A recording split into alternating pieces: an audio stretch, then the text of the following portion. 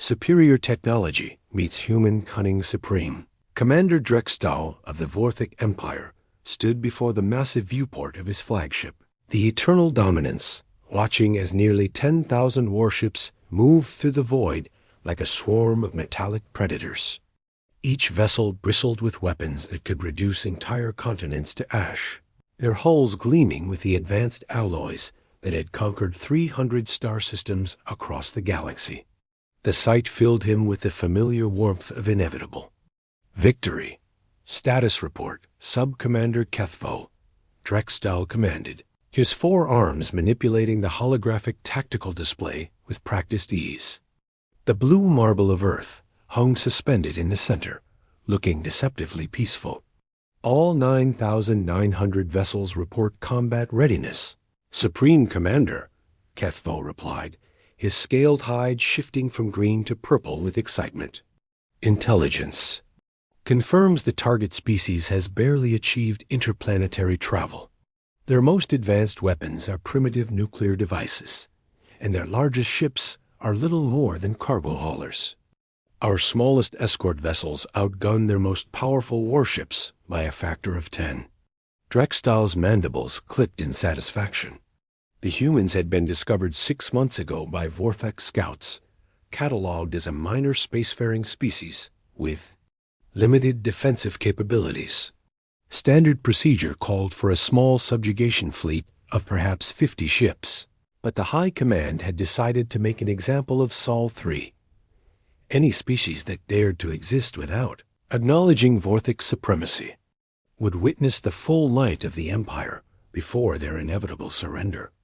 Remarkable that they've managed to spread to several worlds in their system, observed Navigation Officer Plexd from her station.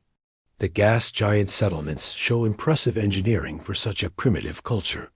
Irrelevant, Drextal snorted.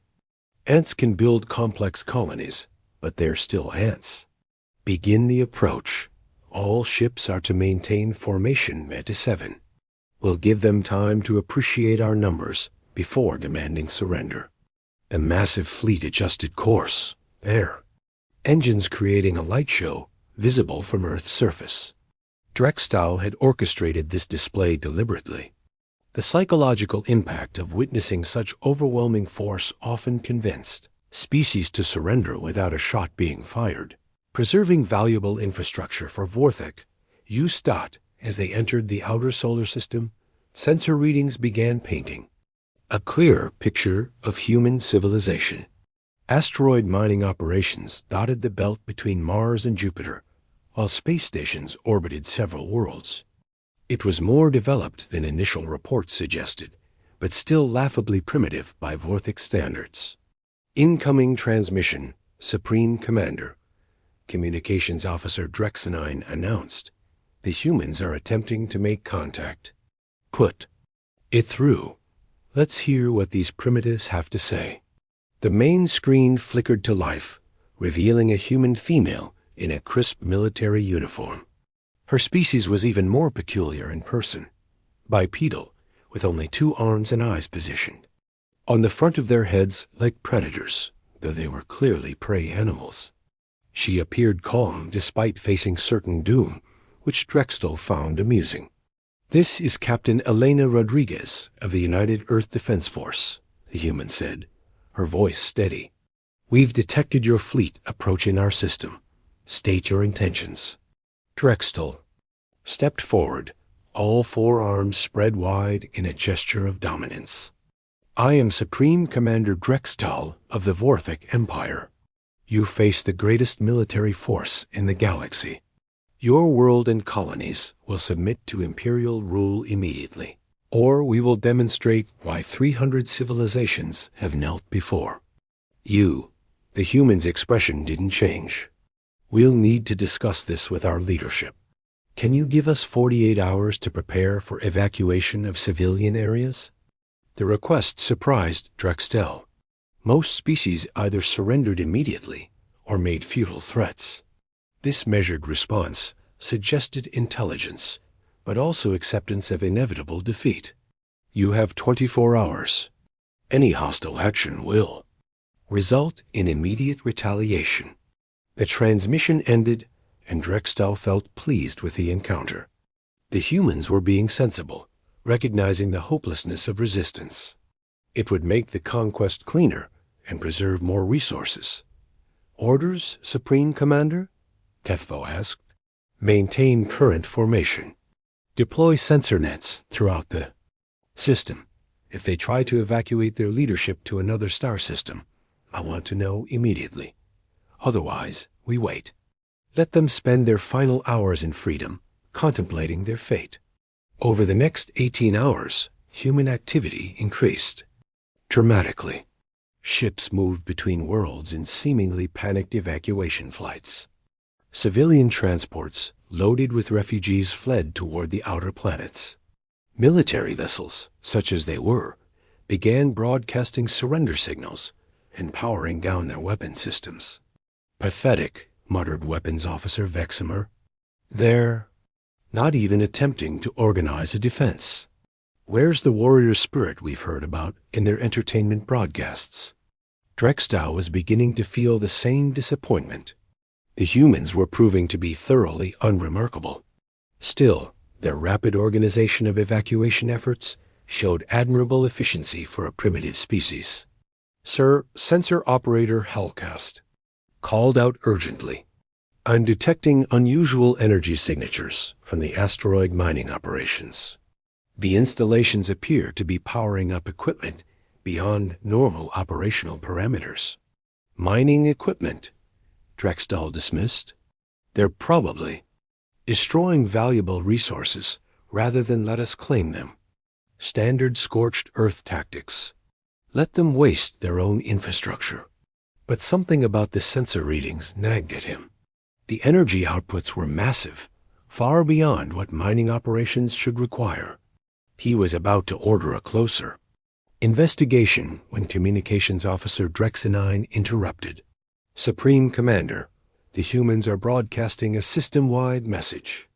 Captain Rodriguez appeared again on the main screen, but this time her backdrop wasn't a military facility. Behind her, Drextel could see what appeared to be a massive command center with dozens of humans working at sophisticated control stations. "Supreme Commander Drextel," Rodriguez began, "thank you for the extra time. We've completed our preparations." "Excellent. Signal your surrender, and we'll begin occupation procedures immediately." The human smiled, and something about that expression made Drextel's blood run cold. "I'm afraid there's been a misunderstanding. We weren't preparing to surrender.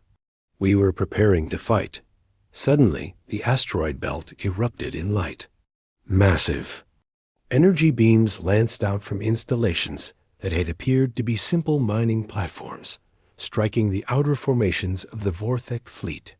Ships that had survived battles against galactic superpowers disintegrated under the assault of weapons that shouldn't exist. "Evasive maneuvers!" Drextel roared, but it was too late. The humans had turned their entire asteroid mining infrastructure into a weapon system. Magnetic accelerators designed to launch or now hurled projectiles at significant fractions of light speed. Processing facilities had been converted into energy weapon platforms that outgunned most Vorthik dreadnoughts. "How is this possible?" Kethvo demanded, his hide shifting rapidly through colors of panic and confusion. "Intelligence reported no advanced weapons." "Because we hid them in plain sight." Rodriguez's voice came through the CUM system. "Every mining station, every cargo hauler, every civilian transport you ignored has been converted into a weapon platform. We've spent 6 months preparing for your arrival."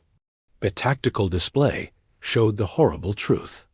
What the Vorthik had dismissed as primitive mining operations were revealing themselves as sophisticated military installations. Cargo ships were dropping their disguises to reveal hidden missile batteries. Space stations were extending weapon arrays that had been concealed within their civilian facades. "They knew," Drextel breathed. "They knew we were coming." The assault intensified. Human forces emerged from concealment throughout the system, attacking the Vorthik fleet from multiple angles. Their weapons weren't individually superior to Vorthic technology, but their tactics were devastating. They struck at command ships first, disrupting fleet coordination. They targeted engine systems, leaving vessels stranded.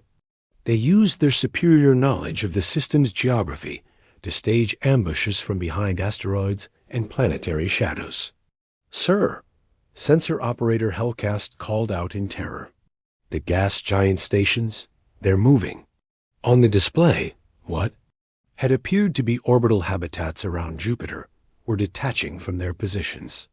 As they accelerated, their true purpose became clear. They were massive kinetic weapons, entire habitats converted into relativistic projectiles aimed at the heart of the Vorthic formation. The first habitat missile struck the heavy cruiser.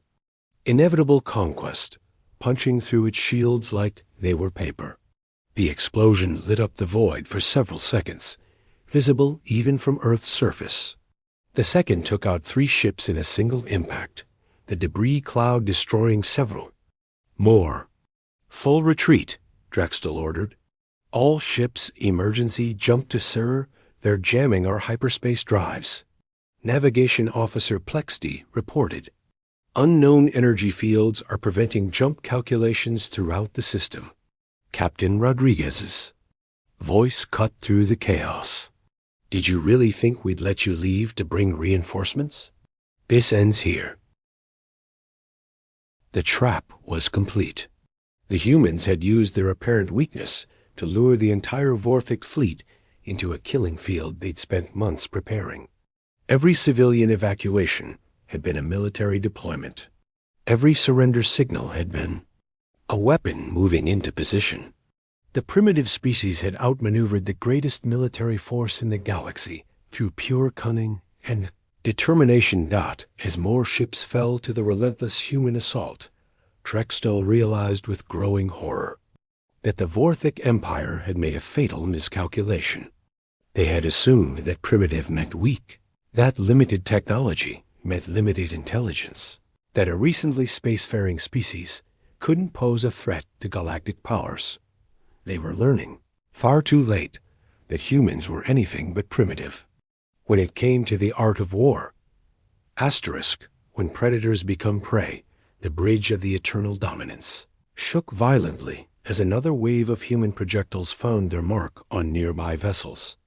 Supreme Commander Drexel watched in disbelief as his mighty fleet crumbled under an assault that should have been impossible. In 3 hours of combat, over 2,000 ships had been destroyed or disabled by an enemy that shouldn't have been able to scratch their paint. Damage report. He barked, steadying himself against his command console as another nearby explosion rocked the flagship.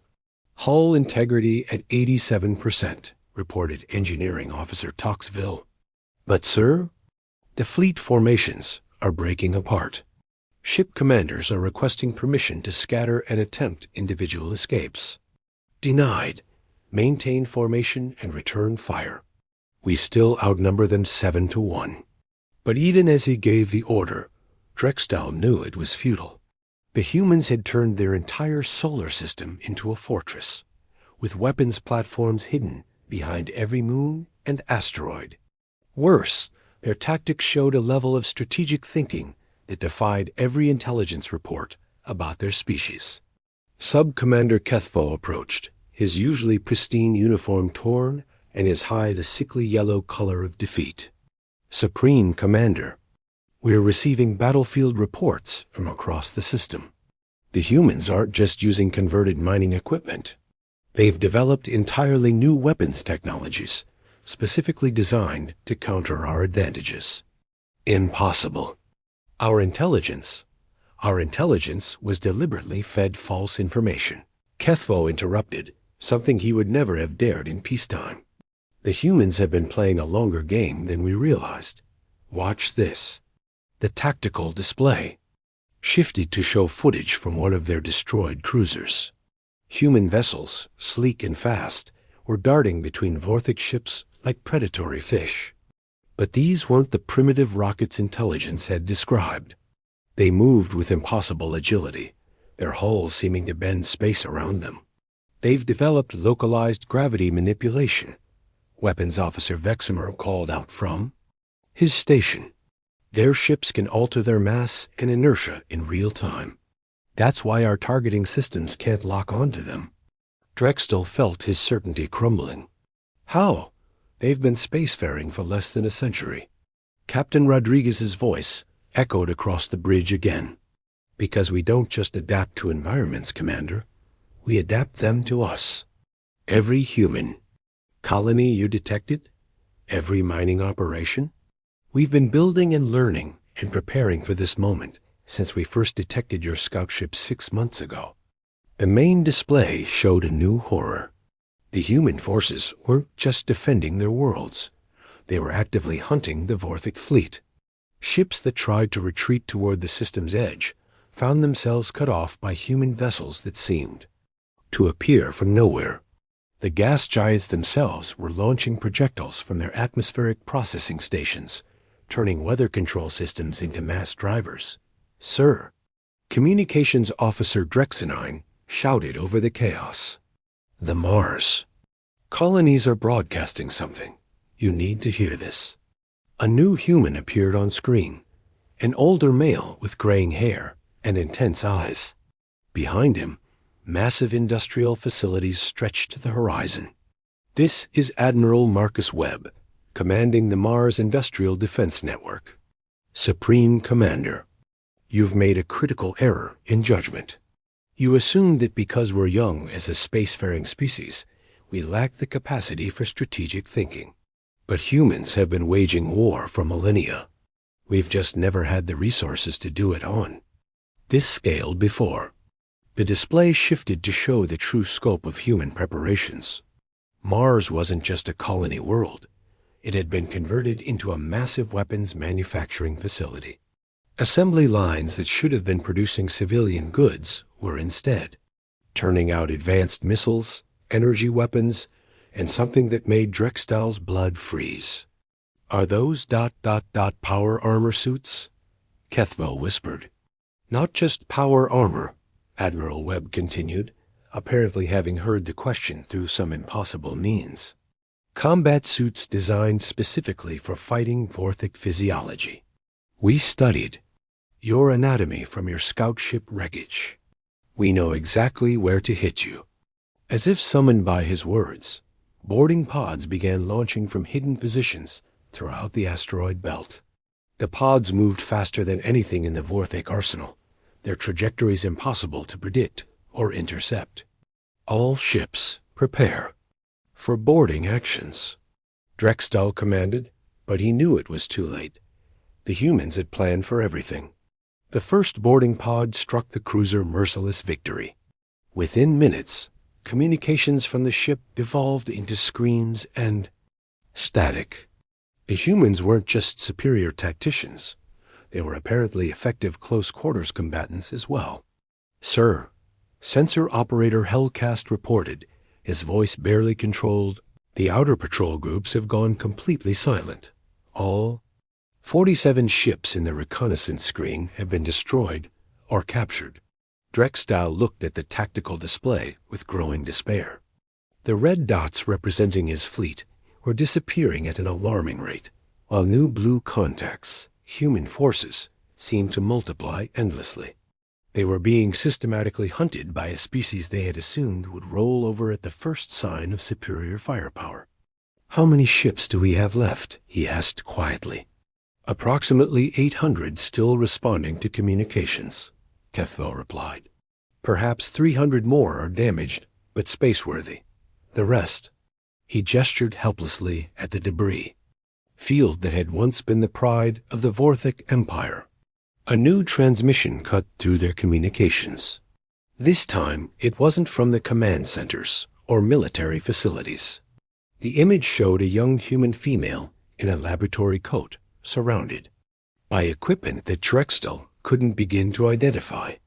This is Dr. Sarah Kim from the Luna Research Facility, she announced. I want you to understand what's happening to your fleet, Supreme Commander. We didn't just prepare weapons and tactics. We studied your technology, your tactics, your psychology. We know how your species thinks, how you fight, how you die. Behind her, the display showed detailed anatomical charts of Vorthek physiology, tactical analyses of Imperial fleet movements, and what appeared to be psychological profiles of Vorthek command structures. We've been preparing for this war since we first realized we weren't alone in the universe, Dr. Kim continued. Every human world, every colony, every space station has been designed with defense against superior forces in mind. You're not fighting a primitive species, Commander. You're fighting an entire civilization that has spent generations preparing for exactly this scenario. The truth hit Drextow like a physical blow. The humans hadn't been caught off guard by the invasion. They had been expecting it. Everything about their civilization, their expansion into space, their industrial development, had been shaped by the knowledge that someday something like the Vorthik Empire would come calling. Sir, Navigation Officer Plexty called out urgently. The hyperspace jammers are failing. Some of our ships are starting to make jump calculations. For the first time in hours, Drextow felt a spark of hope. Signal all ships. Emergency dispersal pattern. Any vessel capable of jumping is to return immediately to Imperial space. But even as the orders went out, he knew the damage was done. The greatest fleet in Vorthek history had been shattered by a species that had barely reached the stars. The implications for the Empire were staggering. Sir? Kethvo approached hesitantly. The humans are allowing some ships to escape. They're not pursuing vessels that are actively jumping out of the system. Drextow understood immediately.